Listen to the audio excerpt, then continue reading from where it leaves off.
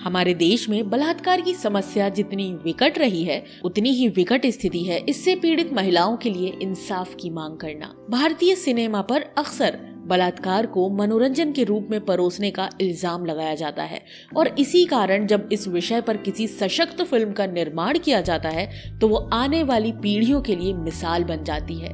दामिनी नारी सशक्तिकरण और कोर्ट रूम ड्रामा का एक ऐसा सशक्त स्वरूप प्रस्तुत करती है जो हिंदी सिनेमा में यादगार बन गई। तारीख पर तारीख, तारीख पर तारीख, तारीख पर तारीख, तारीख पर तारीख मिलती रही है, लेकिन इंसाफ नहीं मिला मिलोड, इंसाफ नहीं मिला। सिने युग के बैनर तले इस फिल्म का निर्माण किया था करीम मोरानी, बंटी शर्मा और अली मोरानी ने, तथा इसमें पटकथा लेखन और निर्देशन था राजकुमार संतोषी का। फिल्म की कहानी लिखी थी सुतानु गुप्ता ने तथा संवाद लिखे थे दिलीप शुक्ला ने। तकरीबन 2 घंटे 56 मिनट की लंबाई वाली इस फिल्म को 30 अप्रैल 1993 के दिन रिलीज किया गया था तथा इसके प्रमुख सहायक और मेहमान भूमिकाओं में नजर आए थे ऋषि कपूर, मीनाक्षी शेषराद्री, सनी देओल, अमरीश पुरी, कुलभूषण खरबंदा, अजन श्रीवास्तव, परेश रावल, रोहिणी हट्टनगड़ी, टीनू आनंद, विजयेंद्र घटगे, के रैना, आमिर खान आदि। यूं तो ये फिल्म जिस गंभीर मुद्दे पर बनाई गई थी उसमें गीत संगीत की कोई गुंजाइश ही नहीं थी, लेकिन इसके व्यावसायिक मूल्य को बढ़ाने के लिए इसमें कुछ गाने भी रखे गए जिनके धुन तैयार किए थे नदीम श्रवण ने तथा बोल लिखे थे समीर ने। 31 मिनट 25 सेकंड की कुल लंबाई वाले 5 गाने इस फिल्म में रखे गए थे जिनके बोल थे जब से तुमको देखा है सनम, गवाह है चांद तारे गवाह हैं, बिन साजन झूला झूलू, सच्चा आशिक है तू और कागा तो उड़ गया। फिल्म के इन गीतों में अपनी मखमली आवाज दी थी कुमार सानू, अलका याग्निक और साधना सरगम ने। चलिए अब जान लेते हैं इस फिल्म से जुड़ी 15 खास अनसुनी बातें। फैक्ट नंबर 1, फिल्म दामिनी साल 1993 में सर्वाधिक कमाई करने वाली फिल्मों के 6ठे स्थान पर रही थी। इसका कुल बजट था तकरीबन 3.25 करोड़ रुपए तथा इसने बॉक्स ऑफिस पर 6.5 करोड़ रुपए कमाए थे। इस लिहाज से फिल्म को हिट घोषित किया गया था। इस साल कमाई के मामले में पहले स्थान पर रही थी फिल्म आंखें जिसने 14 करोड़ रुपए कमाए और ऑल टाइम ब्लॉकबस्टर कहलाई। दूसरे स्थान पर रही फिल्म खलनायक जिसने 12.5 करोड़ रुपए कमाए और सुपरहिट कहलाई तथा तीसरे स्थान पर रही फिल्म डर जिसने 11.25 करोड़ रुपए कमाए और ये भी सुपरहिट कहलाई। फैक्ट नंबर 2, फिल्म दामिनी की स्टोरी लाइन साल 1985 में आई एक American television film silent witness से प्रभावित थी जो कि एक असल रेप केस की दर्द भरी कहानी कहती है। एक कॉपीड स्टोरी पर बनी दामिनी को भी बाद में अन्य कई भाषाओं में रीमेक किया गया जिनमें प्रमुख रही साल 1993 की तेलुगु फिल्म उर्मिला, 1994 की तमिल फिल्म प्रियंका, साल 2002 की बांग्लादेशी फिल्म सोथिएर बिजॉय, 2007 की उड़िया फिल्म नारी नुहेंतु नारायणी आदि। फैक्ट नंबर 3, फिल्म में सनी देओल के द्वारा निभाए गए एडवोकेट गोविंद श्रीवास्तव की भूमिका के लिए फिल्म के प्रोड्यूसर ने शुरू में ओमपुरी से संपर्क किया था, लेकिन उनके सेक्रेटरी ने उम्मीद से ज्यादा फीस की मांग कर दी। जब ये बात फिल्म के प्रोड्यूसर्स ने राजकुमार संतोषी को बताई तो उन्होंने कहा कि इतनी फीस में तो कोई सुपरस्टार इस रोल को करेगा। इस तरह से उन्होंने सनी देओल से संपर्क किया जिन्होंने इस भूमिका में कुछ बदलाव करने के शर्त पर फिल्म के लिए हामी भर दी।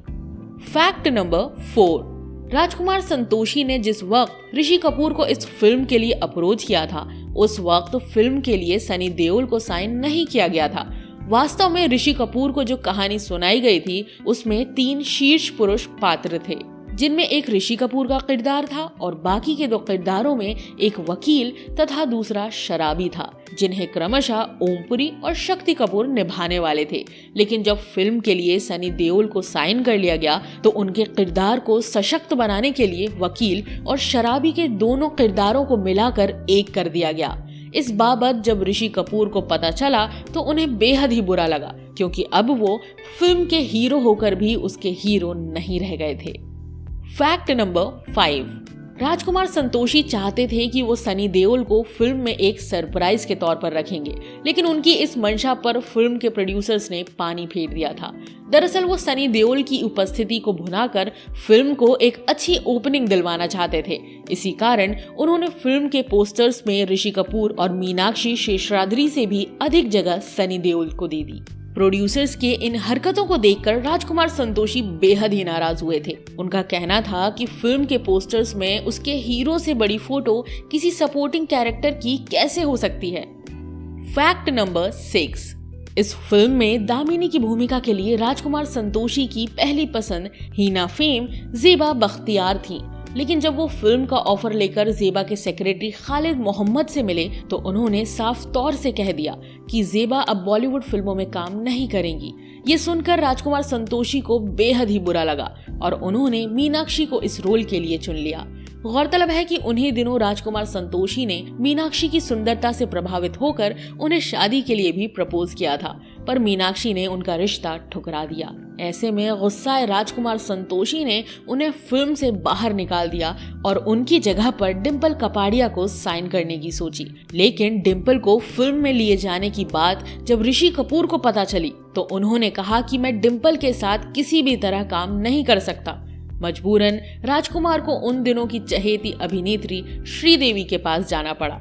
उधर फिल्म से निकाले जाने के बाद मीनाक्षी ने सिने आर्टिस्ट एसोसिएशन का दरवाजा खटखटाया और कहा कि व्यक्तिगत संबंधों को काम से दूर रखा जाना चाहिए। ऐसे में राजकुमार संतोषी को हार मानकर पुनः मीनाक्षी को ही फिल्म में वापस रखना पड़ा। फैक्ट नंबर 7, जैसा कि हमने आपको पहले ही बताया है कि इस फिल्म को 30 अप्रैल 1993 के दिन रिलीज किया गया था, लेकिन यहाँ आपको ये जानकर बड़ी हैरानी होगी कि फिल्म पूरी तरह से बनकर दिसंबर 1992 में ही रिलीज को तैयार थी, परंतु ऐसा हो ना सका। दरअसल बाबरी विध्वंस के कारण उन दिनों बम्बई का हर इलाका दंगों के चपेट में आ गया था। इस कारण नवंबर 1992 से लेकर मार्च 1993 तक कोई भी फिल्म रिलीज नहीं हो पाई।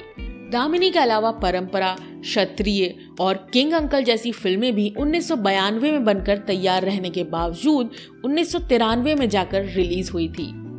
फैक्ट नंबर 8, यूं तो इस फिल्म में सनी देओल के हिस्से एक से बढ़कर एक कई संवाद आए थे, लेकिन उनमें से 2 काफी लोकप्रिय रहे। ये संवाद थे 2.5 किलो का हाथ और तारीख पे तारीख।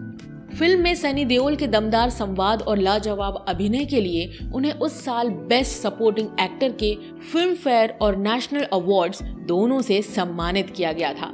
सनी देओल के अलावा राजकुमार संतोषी को बेस्ट डायरेक्टर, सुतानु गुप्ता को बेस्ट स्टोरी और राकेश रंजन को बेस्ट साउंड डिजाइनिंग के लिए फिल्म फेयर अवार्ड्स हासिल हुए थे। फैक्ट नंबर 9, फिल्म में इस बात का जिक्र मिलता है कि इसमें सनी देओल की पत्नी भी होती हैं, जो कि एक एक्सीडेंट में मार दी जाती हैं। गौरतलब है कि फिल्म में उनकी पत्नी का जिक्र तो अवश्य मिलता है, लेकिन फ्लैशबैक में उसके एक भी दृश्य नहीं रखे गए थे। बताती चलूं कि शुरू में सनी देओल की पत्नी के किरदार के लिए रवीना टंडन को साइन किया गया था और दोनों के बीच एक गाना भी शूट हुआ था, लेकिन फिल्म की लंबाई को देखते हुए अंत में रवीना के किरदार को ड्रॉप करना पड़ा। फैक्ट नंबर 10, इस फिल्म में आमिर खान ने भी एक मेहमान भूमिका निभाई थी, जो कि फिल्म के शुरू में मीनाक्षी के साथ एक गाने में डांस करते हुए दिखते हैं। कुछ लोगों का मानना है कि ये सनी देओल की एकमात्र फिल्म है जिसमें आमिर नजर आए थे। हालांकि ये बात पूर्णतः सत्य नहीं है। दरअसल इसमें पहले सनी देओल की साल 1985 में आई फिल्म जबरदस्त में आमिर ने एक पैसेंजर की इतनी छोटी सी भूमिका निभाई थी, जिसे ना तो लोगों ने नोटिस किया और ना ही उन्हें इसके लिए फिल्म में क्रेडिट दिया गया। गौरतलब है कि मीनाक्षी शेषाद्री के साथ आमिर की यह पहली और आखिरी फिल्म रही। इसके अलावा ऋषि कपूर के साथ भी पहली बार उन्होंने इसी फिल्म में काम किया, जो कि साल 2006 की फिल्म फना तक जारी रहा। फैक्ट नंबर 11, फिल्म के प्रोड्यूसर्स करीम मोरानी और अली मोरानी ने ऋषि कपूर वाली भूमिका के लिए शुरू में जैकी श्रॉफ से संपर्क किया था, लेकिन जब यह बात राजकुमार संतोषी को पता चली तो उन्होंने कहा कि जैकी अब मुख्य नायक की भूमिका के लिए काफी उम्रदराज हो गए हैं, उन्हें अब सिर्फ बड़े भाइयों वाले रोल ही मिलने चाहिए। राजकुमार संतोषी की ये बात किसी तरह जैकी को पता चल गई और गुस्से में आकर उन्होंने फिल्म को मना कर दिया। इसके बाद उनकी जगह पर ऋषि कपूर को फिल्म के लिए साइन कर लिया गया, जो कि जैकी श्रॉफ से भी 5 साल बड़े थे। फैक्ट नंबर 12, सही मायनों में देखा जाए तो ये मीनाक्षी शेषाद्री के करियर की सबसे बेहतरीन फिल्म है, जिसमें उनके अभिनय का हर रंग देखने को मिलता है। पर दुखद बात यह है कि इस फिल्म में उनके लाजवाब अभिनय के लिए उन्हें बेस्ट एक्ट्रेस का फिल्म फेयर नॉमिनेशन तो अवश्य मिला, लेकिन ये अवार्ड वो फिल्म हम है राही प्यार के लिए जूही चावला से हार गई थी। इस साल जूही चावला को हम है राही प्यार के और डर 2 फिल्मों के लिए बेस्ट एक्ट्रेस का नॉमिनेशन मिला था। फैक्ट नंबर 13, राजकुमार संतोषी के साथ सनी देओल की ये दूसरी फिल्म रही। इससे पहले दोनों एक साथ साल 1990 की फिल्म घायल में काम कर चुके थे। ये दोनों ही फिल्में पुरस्कारों के दृष्टिकोण से सनी देओल के लिए बेहद ही खास रहीं, क्योंकि उनके कैरियर के कुल 2 नेशनल और 2 फिल्म फेयर पुरस्कार इन्हीं दोनों फिल्मों से मिले थे। फैक्ट नंबर 14, फिल्म में ऋषि कपूर के छोटे भाई और 4 रेपिस्ट में से एक की भूमिका में नजर आए थे अभिनेता अश्विन कौशल, जो कि मशहूर फिल्म लेखक कौशल भारती के बेटे हैं। कौशल भारती ने अपने 4 दशक के लंबे कैरियर में दिल दिया दर्द लिया, राम और श्याम, आदमी, मेला, धर्मात्मा और दलाल सरीखी कई कामयाब फिल्में लिखी थी। अश्विन कौशल बताते हैं कि वो फिल्म दामिनी से बतौर असिस्टेंट डायरेक्टर जुड़े थे और इसी दौरान एक दिन राजकुमार संतोषी ने अचानक ही उन्हें फिल्म में ऋषि कपूर के रेपिस्ट भाई की भूमिका ऑफर की।